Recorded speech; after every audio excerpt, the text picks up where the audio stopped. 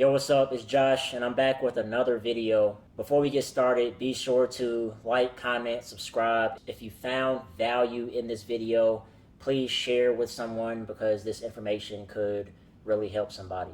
So, on today's video, I'm going to be talking about the 5 mistakes to avoid when it comes to building your credit. So, let's just get right into it.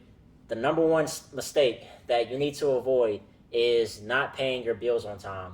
And I know this may sound pretty self-explanatory, and it's like, duh, of course pay your bills on time, but you'll be surprised, especially with all the credit profiles that I look at on a daily basis, how many people just get themselves in trouble just not paying their bills.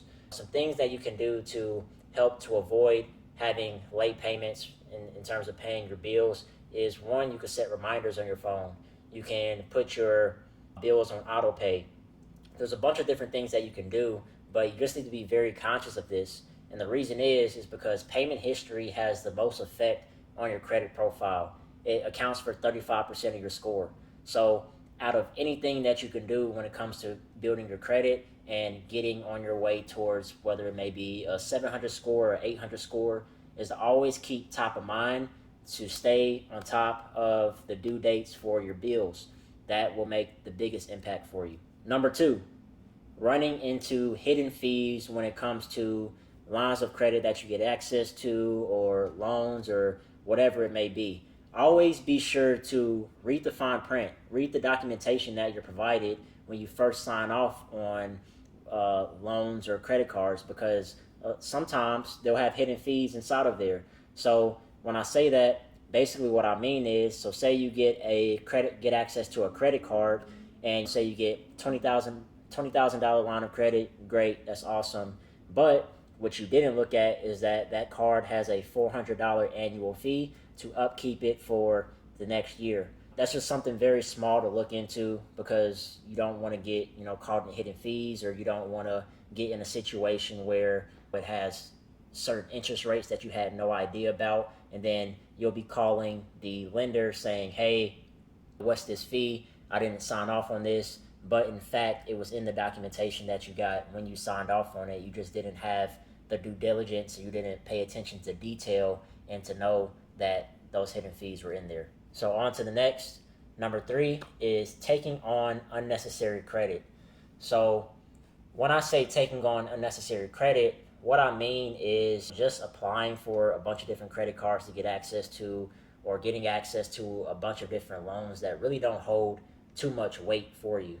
So I have come across people who just always get access to different lines of credit and whatnot, but just because they want to say they have it. But all money isn't good money, and if you don't have a purpose for it, what's the purpose of having it? So I always recommend that when you do take on new lines of credit or take on new loans, always have a purpose for it. Have a strategic plan in place on how you're going to utilize this money to take your business to the next level. So that's just what I recommend there. Number 4, opening a credit line with someone else. So that could be an authorized user or just having a joint account with someone. Always be sure that whoever that person is that you're taking on that line of credit with, or whoever you're getting added on as an authorized user for, just make sure that they're responsible. Funny story, I had a client who he has some late payments on his credit report from a credit card that he's an authorized user from his wife, and I was on a consultation call with him, and I was like, so what's this card? And he was like, I'm not sure what it is. And his wife was on the phone, and she was like, I opened up this card and you're an authorized user on it, and I just forgot to tell you about it. And he was just so pissed off about it. It was kind of funny, but he was pissed off, and he had no idea that he was even an authorized user on that card. So just be mindful. So it could happen with a spouse. It could happen with friends, whoever it may be. Just always be sure that you know who you're getting, quote unquote, laying in bed with when it comes to having a joint line of credit with someone, because it can really negatively impact your credit score if that person is not responsible. So the last thing is using only credit cards. Now, when it comes to building your credit, you just don't want to have credit cards on your credit profile. You need to diversify.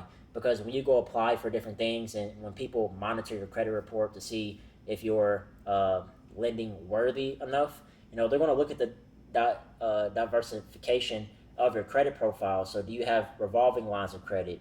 Do you have installment loans? Make sure that you get your rent reported on your credit report, or make sure that you get some of your utility bills reported. They look at that because when they can see a full scope of everything that you're paying for and everything in your payment history, they're able to have a better idea of how responsible you are, and they'll be more willing to lend you money and give you access to lines of credit, and you'll be more likely to get approved for whatever it is that you're going for.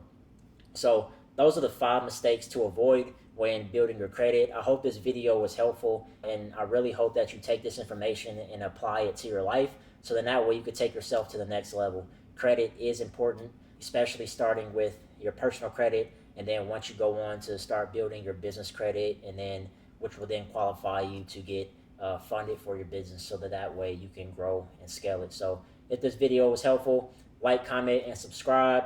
Leave your thoughts for me. I'd love to interact with you down in the comments, and I'll see you in the next video. Peace.